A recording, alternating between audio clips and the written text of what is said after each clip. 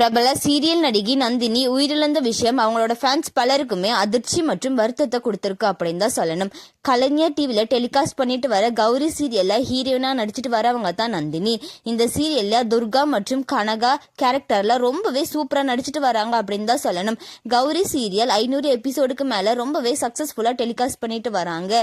இப்படி இருக்க நிலையில இந்த சீரியல்ல ஹீரோயினா நடிச்சிட்டு வர நந்தினி பெங்களூர்ல இருக்க அவங்க வீட்டுல தூக்கு மாட்டி இறந்திருக்காங்க.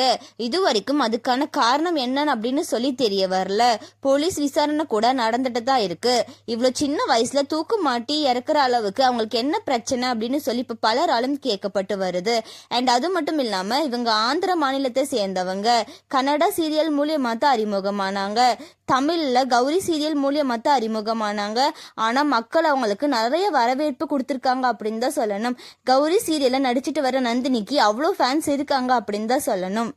இப்படி இருக்க நிலையில நந்தினி உயிரிழந்த விஷயம் பலருக்குமே வருத்தத்தை கொடுத்திருக்கு அப்படின்னு தான் சொல்லணும். நந்தினிக்கு நம்மளோட சேனல் சார்பா ஆழ்ந்த இரங்கல்களை தெரிவிச்சுக்கலாம்.